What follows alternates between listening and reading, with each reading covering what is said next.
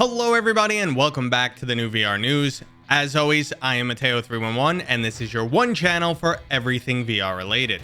Today, we're going to be discussing the status of the Deca Gear. We have this week's VR game release schedule, a quick few first impressions, lots of additional game updates, and many other interesting stories to go over. There are of course links and timestamps down in the description, but before we jump in, this video is brought to you by Kiwi Design, your one-stop for all VR accessories. Are you looking for a Quest 2 Elite strap that won't suddenly snap on you, or a face pad that won't irritate your skin? Well, Kiwi has you covered. They carry a large array of accessories from cable management systems to replacement facial covers. There are links in the description, and don't forget to use my affiliate code to help support this channel.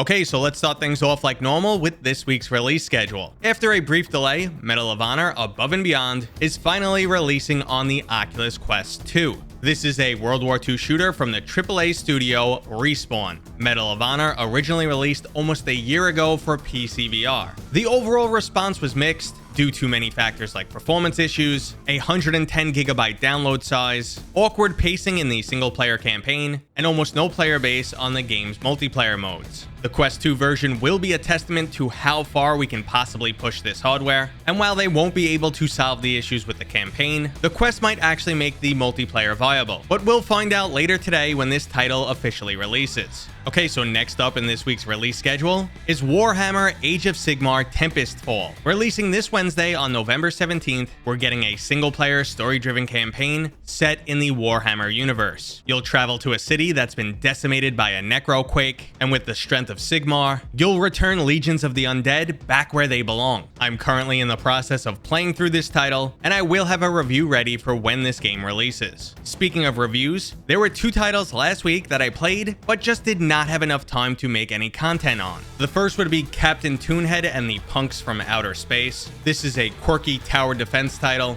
that also has you getting up close and personal to the action. I played through about 65% of this game, and as a tower defense fan, I did enjoy it, but overall it was a bit lackluster. It was a bit too easy at times, the humor was lost on me, and it's not really a looker on the Oculus Quest. But if you are a huge fan of both VR and tower defense titles, you might want to check this one out. Now, the other Oculus Quest title I was playing was Resist. Resist has a lot of standout elements, including a large open city to explore, a single-player campaign, and even an RPG skill system. Unfortunately though, I just could not adapt to the swinging mechanics. As a fan of both Jupitergrad and Swarm, the swinging in this title just felt awkward. Now, there was a day one patch that introduced an arcade-based swing system, but unfortunately it wasn't available while I was testing with early access. So I plan to revisit this game at a later date, and if the new swing system is more my style, I'm sure I'm going to enjoy this game. Okay, so let's move into some game updates, starting with one that I'm a bit confused about.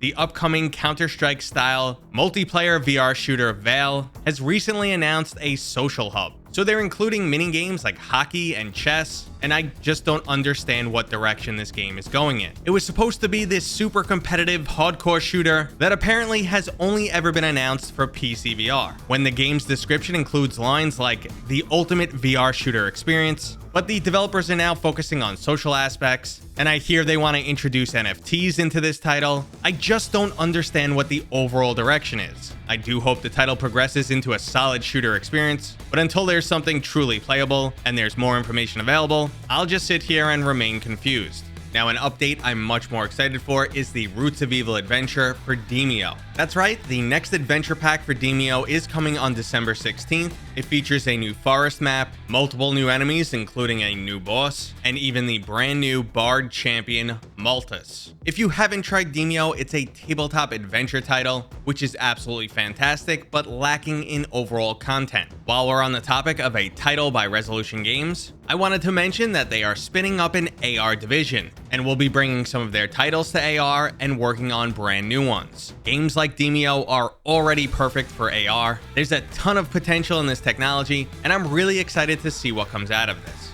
Okay, so our last game update is for Joyway's rhythm game Against. Since it was originally announced, this title has come a long way. Graphically, it looks absolutely fantastic now, and it's basically like a melee fantasy sci-fi version of Pistol Whip. But while we're talking about rhythm games, we have to mention the fact that Meta is supposedly no longer accepting rhythm game submissions for the Oculus App Store. Now, this isn't officially confirmed. Now, this story does stem from a developer, and it gained more traction from Sadly It's Bradley after he posted it on Twitter. It's possible this is just a disgruntled developer who was trying to get something like a Beat Saber clone up on the Oculus store, or maybe there is more to this. I hope that's not the case. It would be a really bad look, especially after Meta acquired Beat Games, the studio behind Beat Saber, and most recently, Supernatural, the rhythm fitness application. If we get any more information on this story, I will make sure to update you guys. I do have a little bit of good news for the Oculus App Store though. Apparently you can now find App Lab games from searching inside the official App Store. I've tested this for myself, and while suggestions won't populate in the search field itself,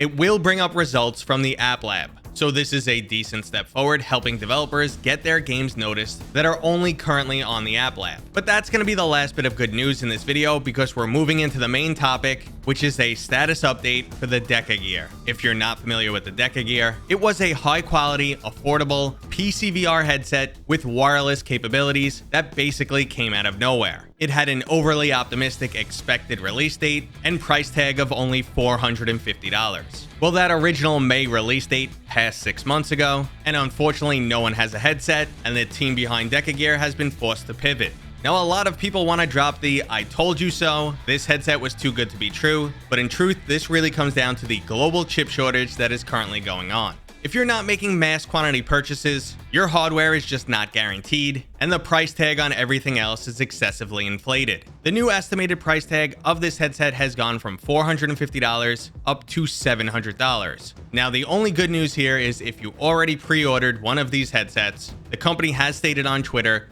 you will still be able to get it for $450. But they're only going to be shipping some limited edition Deca Gears to those people who have pre-ordered, and they're not expected until the fourth quarter of 2022. Starting in 2023, they will begin selling the Deca Gear through other device makers. Now, the company doesn't want to sell a $700 headset. That was not their goal from the beginning. So their new goal is to pivot to the Deca Gear Brick OS, which is supposedly an open platform for standalone VR devices. Overall, this is not fantastic news, and I am extremely disappointed to say the least. By the end of 2022, Pimax should have their new standalone headset out. It's very possible that Valve may have a new headset out also, and the PlayStation VR 2 is also coming. So it doesn't look like at that point in time, I'm gonna want a Deca Gear anymore. Part of me is saying my initial gut feeling when the Deca Gear was announced was dead on. This product was just too good to be true and destined to fail. But no one could foresee a global pandemic that absolutely destroyed the chip supply chain. Look at the PlayStation 5 for an example. They recently announced that they're producing 1 million less consoles than they initially expected between now and the end of the year. So if a major company like Sony is struggling, a startup just has no chance in this environment. Hopefully things eventually stabilize though, and 2022 brings us some amazing new VR goodies. Okay everybody, that was today's new VR news. If you enjoyed this video, go ahead and give it a thumbs up. If you're new here, please consider subscribing. And as always, I will see you guys on next time.